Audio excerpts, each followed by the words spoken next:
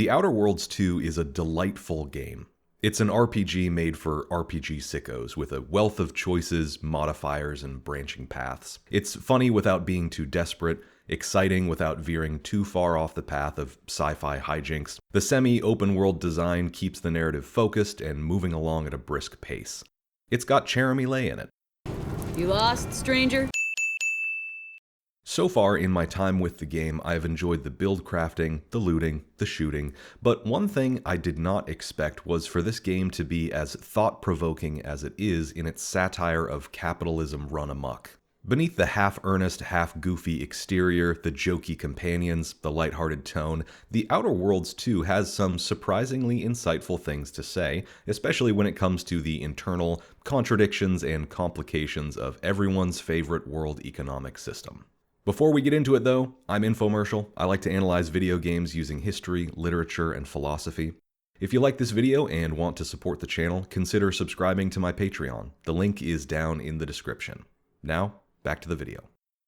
A little bit of background for the uninitiated. The Outer Worlds 2 is a science fiction RPG by Obsidian, a legendary studio best known for Fallout New Vegas, but with a deep back catalog of CRPGs including Pillars of Eternity, Knights of the Old Republic 2, and Neverwinter Nights 2. The game is a sequel to The Outer Worlds 1, a game which garnered respectable commercial and critical success, but The Outer Worlds 2 stands on its own with no prior knowledge of the series strictly needed to understand the story and characters. The world of The Outer Worlds 2 is one in which humanity has spread out across the galaxy, colonizing distant stars. This expansion has come with no small amount of conflict, with various factions vying for economic, military, and ideological control of the human population. Corrupt corporations, religious fanatics, semi-feudal monarchies, pick your poison. These various elements are, in theory, regulated by a government entity known as the Earth Directorate, which is responsible for settling disputes between corporations and licensing planets to different companies for the extraction of their raw resources.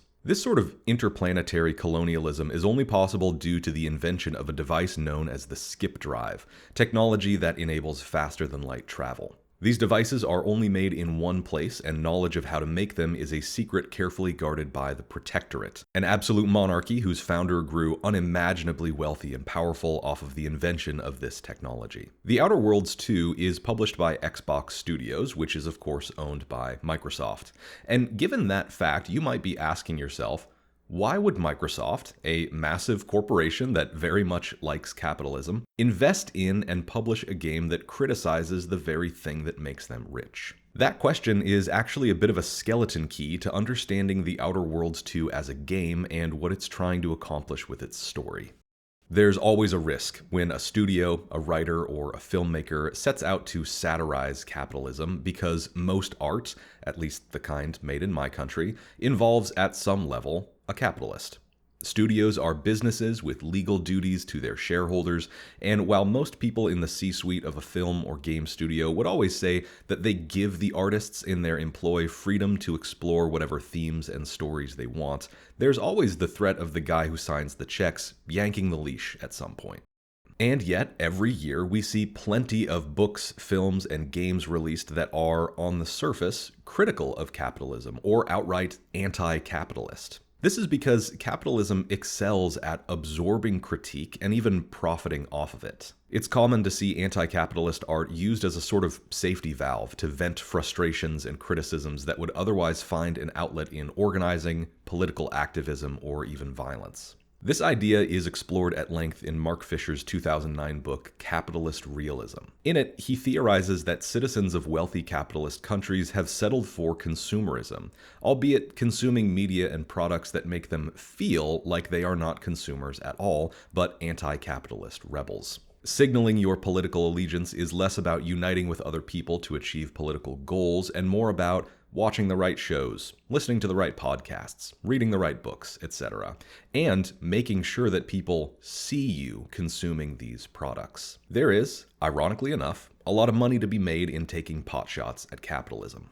I don't bring this up to say that Obsidian are cynically pandering to a left-leaning audience with The Outer Worlds, but simply to acknowledge that it isn't strange at all for a video game, even one published by such a massive corporate entity as Microsoft, to contain anti-capitalist themes and critiques. It would be weirder, and less popular, I imagine, for them to crank out soulless corporate propaganda. So, The Outer Worlds 2 is not out to start a revolution or seize the means of production, it's a satire.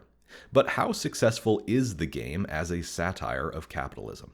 To answer that, we need to understand how to critique a satire and judge if it achieves its goals or not. To satirize something, you need to understand it, and not just on a surface level, but a fairly deep working knowledge of your subject is required. The more extensive, the better. Satire is about taking contradictions and conflicts that often go unspoken and bringing them to the foreground. An effective satire magnifies what we all feel instinctively to be wrong with a person, a system, or a form of government, and uses this magnification for comedic effect. Satire often involves punching up as well. People with less power, wealth, or authority aiming at those above them. An authoritarian government could not effectively satirize civil rights protesters, for instance, but those protesters could probably quite easily satirize their own government. So, how much does a game like The Outer Worlds 2 actually know about capitalism? Well, as it turns out, quite a bit. By the time you land on Eden, the sort of introductory open-world area of the game, a conflict between two vastly different forms of government has already boiled over into a violent civil war. The planet was formerly a protectorate stronghold, but the recent death of their matriarch caused instability and vulnerability that corporate forces were able to exploit. Fully half of the playable area here is under the control of Auntie's Choice, a conglomerate with deep pockets and a long history in the game's lore. The conflict on Eden echoes a number of real-life historical events where the forces of capital, styling themselves as liberators, arrived to shake up decaying institutions and establish themselves as the new leadership in town. This is exactly how the mayor of the central Auntie's Choice town thinks of himself. He sees the Protectorate as an extortionary, authoritarian force, abusing the people of Eden, wiping their minds and their individual personalities and turning them into mindless drones. And he's not wrong, but the more you speak with people, the more you come to understand that the alternative he embodies has its own problems as well. The people who work for Auntie's Choice sign legally binding lifetime contracts that they cannot escape. Even if the contract holder dies, it simply passes down a line of succession. The workers are paid, but just barely enough so that they can put it back into the corporation's coffers by spending money at corporation-owned stores, medical clinics, and bars. It's servitude by another name, and the residents of the town are subject to constant propaganda that serves much the same effect as the Protectorate's brainwashing. In real-world history, it was not as if capitalism replaced older means of governance and control all of a sudden. Accumulating capital, running businesses, finance, and investment, all of these things existed under feudalism in an uneasy tension with it.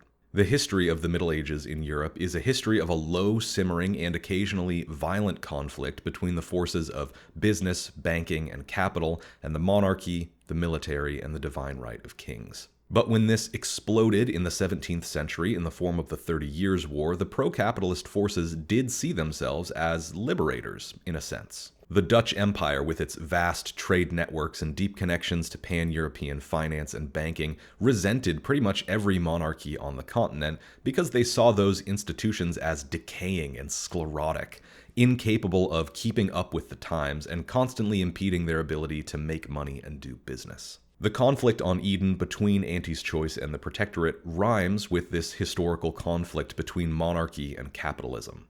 An upstart force with a wealth of resources meets a long-standing status quo that is struggling to modernize.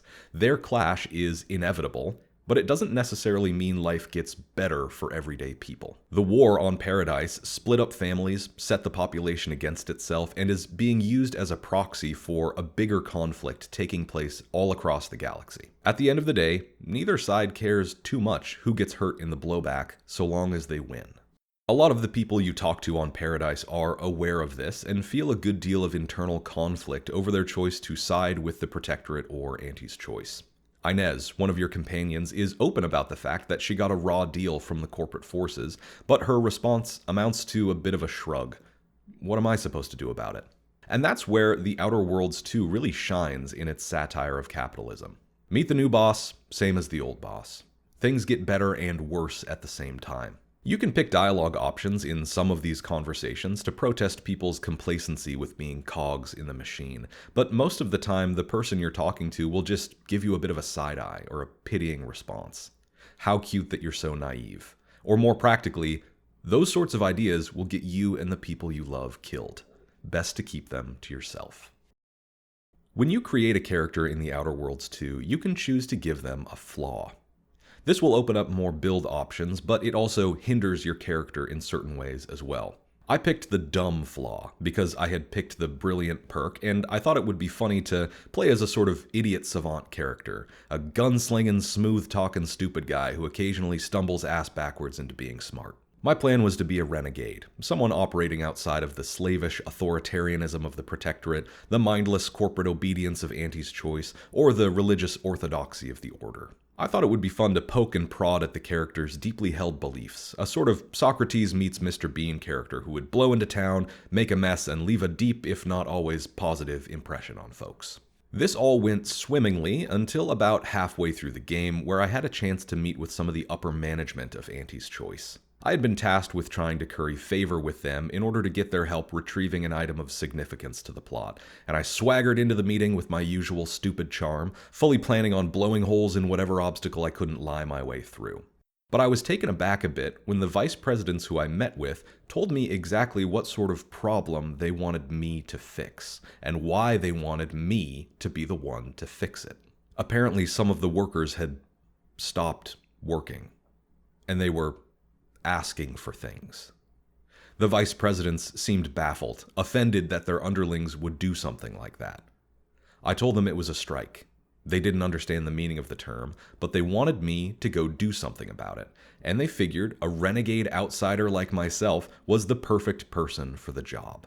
I had played right into their hands without even realizing it. All of my attempts to live outside of the law, forge my own path, tear down or blow away anybody who dared to tell me what to do, had only turned me into the exact sort of useful idiot that the forces of capitalism needed the most in that moment.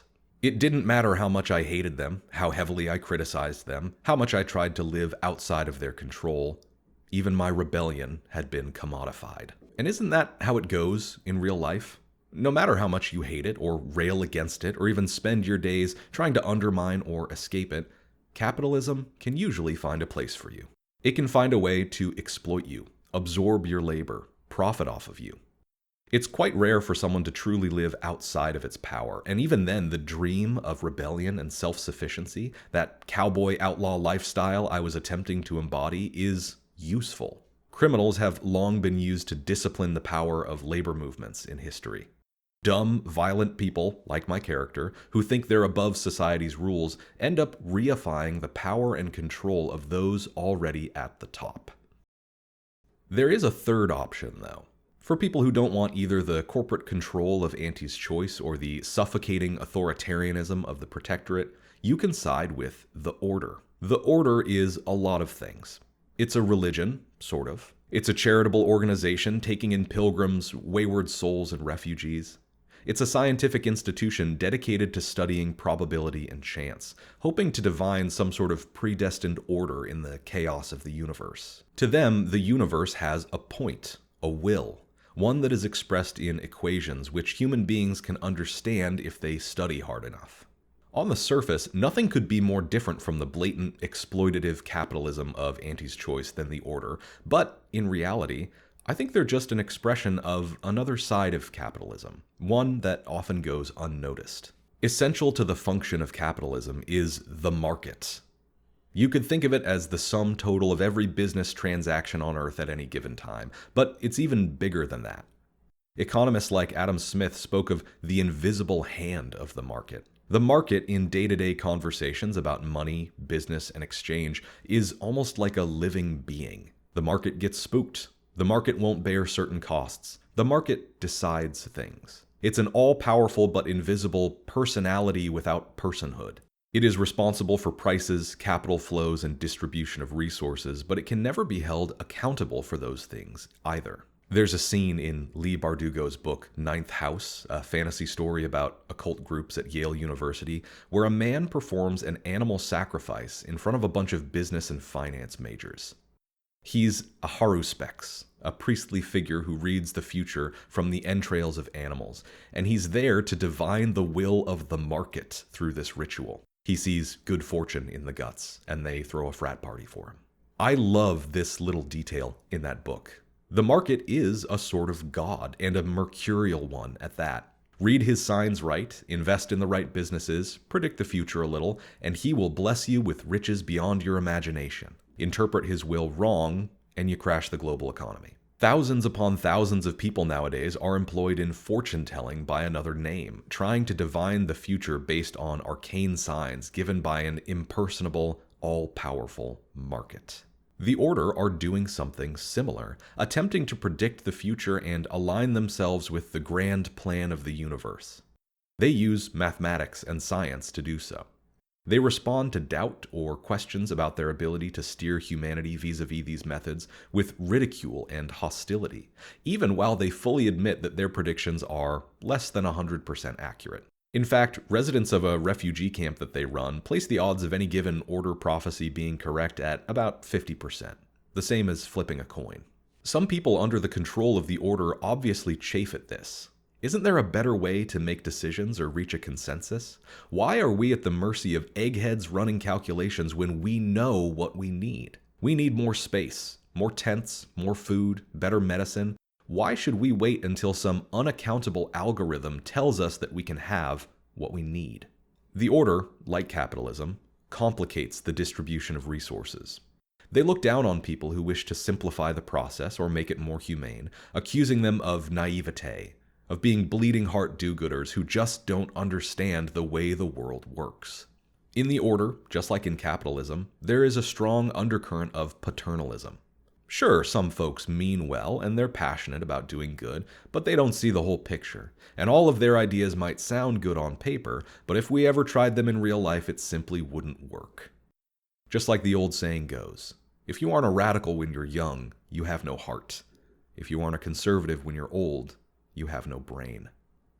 There is always a reason to kick the can down the road if you're on the Order side or the market's side. You can always find a reason to delay justice, to protect the status quo, to hand-wave away the material needs of those less well-off than you, and convince yourself that you are actually doing them a favor at the same time. I don't want this to all sound too doom and gloom. The Outer Worlds 2 is a profoundly funny game above all else. It is rife with physical comedy, excellent writing, honest-to-God jokes that actually land, which is more rare than you might think when it comes to video games. But it's in the quiet beats between missions, in overheard snippets of dialogue, in conversations with your companions, that you come to realize The Outer Worlds 2 isn't just here to make you laugh, it's here to make you think, just a little, about the real world that you live in. Thank you for watching.